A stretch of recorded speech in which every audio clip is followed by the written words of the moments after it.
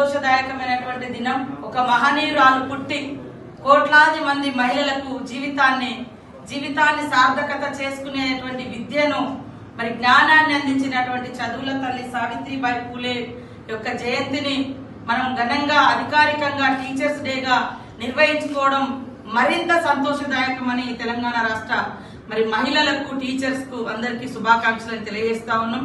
వాస్తవానికి గత కొన్ని సంవత్సరాలుగా మరి సావిత్రిబాయి పూలే గారి యొక్క జయంతిని అధికారికంగా నిర్వహించాలి, టీచర్స్ డేగా నిర్వహించాలన్నటువంటి వాదన మన ఎస్సీ ఎస్టీ బీసీ బడుగు బలహీన వర్గాలు మహిళలు ముఖ్యంగా డిమాండ్ చేశారు.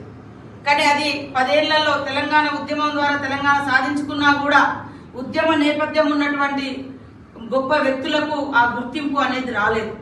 కానీ సీఎం రేవంత్ రెడ్డి గారు, మీరు కూడా చూసిరు, జయరాజన్న లాంటి గొప్ప కవులను మేధావులను ఉద్యమ నేపథ్యం ఉన్నటువంటి వాళ్ళ యొక్క త్యాగాన్ని గుర్తించి వాళ్ళను గౌరవించడంతో పాటు వాళ్ళకి ఎప్పుడు కూడా ఒక పురస్కారాలు, గద్దరన్న లాంటి మహనీయులకు కూడా ఇవాళ దోపిడీని ప్రశ్నించినటువంటి మహానేతలకు గుర్తింపునిస్తున్నటువంటి ప్రభుత్వం సీఎం రేవంత్ రెడ్డి గారి ప్రభుత్వం. మరి ఈ విషయాన్ని గత జనవరి 3వ తారీఖు నుంచి అనేక మీటింగ్లలో కూడా మన సంఘాలు నా దృష్టికి తీసుకురావడం జరిగింది.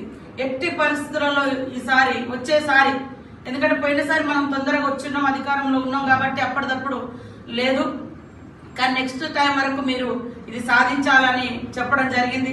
దానికి తోడు మరి అద్దంకి దయాకర్ అన్న గాని, మేము గాని, తను మరి మన రమేష్ గారు, వీరు వారందరూ కూడా మొన్న మళ్ళీ మరొకసారి తీసుకురావడం జరిగింది. తెల్లారి మేము మరి సీఎం గారికి నూతన సంవత్సర శుభాకాంక్షలు తెలియజేస్తూ వారిని ఒకటే కోరిక చెప్పడం జరిగింది. ఇది మహిళలకు మరింత బూస్టింగ్ ఇచ్చి, అంటే సావిత్రిబాయి గారు వారి జయంతిని పురస్కరించుకొని వారి జీవితాలు స్ఫూర్తిదాయకంగా ఉండాలి అంటే ఆ రోజు ఇన్స్టిట్యూషన్స్ లో, ఎడ్యుకేషన్ ఇన్స్టిట్యూషన్ లో వారి యొక్క చరిత్ర, వారి యొక్క కష్టము, త్యాగము, ఈ రోజు మహిళా విద్య ఇంత ఎదగడానికి కారణమైనటువంటి ఆ తల్లిని స్మరించుకోవాల్సినటువంటి రోజు కానీ చెప్పడంతో వారు అంగీకరించి వెంటనే మరి తెల్లారే మనకి జీవో ఇచ్చినందుకు మనం అందరం కూడా ముఖ్యమంత్రి గారికి ప్రత్యేకంగా ధన్యవాదాలు, శుభాకాంక్షలు తెలియజేస్తూ మన సీఎం గారు ప్రత్యేకంగా మహిళల పట్ల ఒక ప్రత్యేక దృష్టి పెట్టడం జరిగింది. దానిలో భాగంగానే మహిళలను వివిధ రంగాలలో కూడా అభివృద్ధి పదంలోకి రావాలని మహిళా సంఘాలకు వడ్డీ లేని రుణాలు గాని, ఇన్సూరెన్స్ గాని, మరి వాళ్లకు రకరకాల మార్కెటింగ్ సౌకర్యం, హైదరాబాద్ నడి బోర్డున కూడా శిల్పకళా వేదికగా మార్కెటింగ్ సౌకర్యం ఇచ్చి కోటీశ్వరులను చేయాలి, లక్షాధికారులను చేయాలి, విద్య అదే విధంగా ఉపాధి, ఇవి రెండు కూడా ఉండాలి అనేటువంటి లక్ష్యంతో పనిచేస్తున్నందుకు మరొకసారి సీఎం గారికి ప్రత్యేకంగా మా కేబినెట్ మినిస్టర్స్, సీఎం గారు, ఇతర అధికారులు చెప్పగానే మరి ఇది ఇచ్చినందుకు నిజంగా చాలా గొప్ప మార్పు. ఇవాళ నాకు చదువు మనలాంటి మారుమూల గూడాలు, తండలు, దళితవాడలు, పల్లెలు, బీసీ ఎస్సీ ఎస్టీ మైనారిటీ వర్గాలకు నిజంగా మనుధర్మంలో విద్య లేదు.